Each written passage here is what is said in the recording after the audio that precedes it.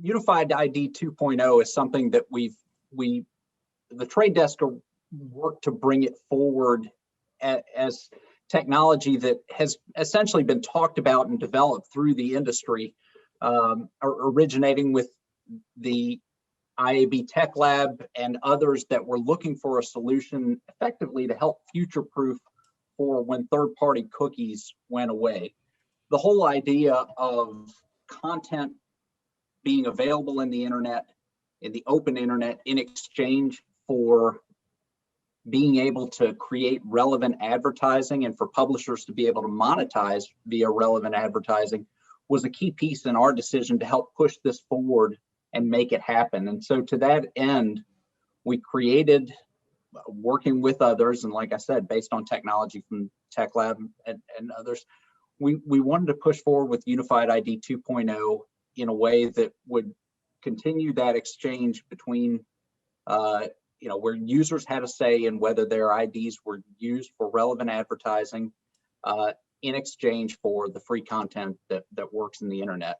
So we've been excited to push that forward with so many different industry partners, where eventually the whole premise is that it's open source, it's non-proprietary, it's not a Trade Desk product even per se. It's going to be something that's owned by the whole industry, and in a way where we all have a stake in. It's not something where somebody gets financial gain resulting from it. So tell us about the integration with Epsilon and sort of the benefits there for sort of to unify ID 2.0 and Core ID. Sort of how does that develop?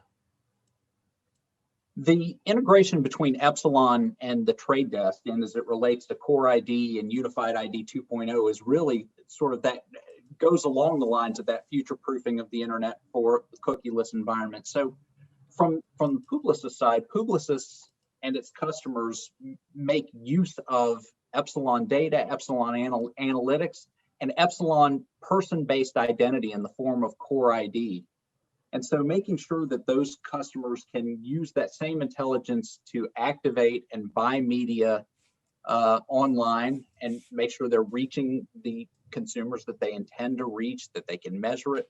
All of that historically might have been more dependent on cookies, but looking ahead, tying those IDs in a way into Unified ID 2.0 and working it, making it available for their customers through the Trade Desk really brings great benefits for both of us. It's great for their customers and that, or excuse me, for their Publicis clients, in that they can reach the customers that they want to reach online using Core ID. And for the Trade Desk, the interoperability with Unified ID 2 gives even greater strength to the sort of building of Unified ID 2 from the buy side, as more and more clients start to adopt it, use it in conjunction with Core ID 2. So how does that integration look, and what's the timeline for going live? Yeah, great. The timeline associated with the integration is this. So over the course of this month, next month, we're working to integrate the inventory components of Epsilon's core private exchange. And then as we move into the latter part of the summer, we'll do some heavier integration work for the Core ID and Unified ID 2 together. And then looking into Q3, and as we head towards Q4, we want to make sure that that integration is fully available, such that as we really run into the high volume holiday period, the Unified ID 2 and Core ID fully enabled in the bid stream, where our clients are getting the benefits of it completely. David, so I wanted to ask, in the terms of the integration with Epsilon, what does this mean in terms of data signals and data from clients, and how does that change the equation? So clients and the data signals that they can bring into the Trade Desk are really one of the key reasons for this Epsilon Publicis integration with the Trade Desk, and one of the reasons we're so excited. Because the most important data in many ways that a client can bring to bear in campaigns, whether you're going out to connected television, to display, to mobile, the most important data in most cases is a client's own first-party data that they've created and curated during the course of a relationship with a given consumer. So with many of the Publicis clients, they're maintaining that information, analyzing it in Epsilon's databases.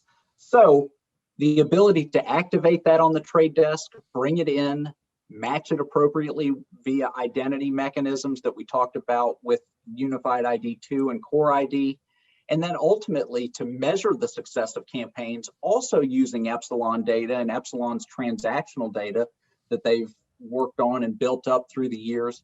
That ability to measure the campaign's effectiveness and determine whether they've reached the right audiences, how much impact has it had, all of that between the activation, the measurement, all of those data signals that we're talking about are going to make a big difference as a result of this partnership.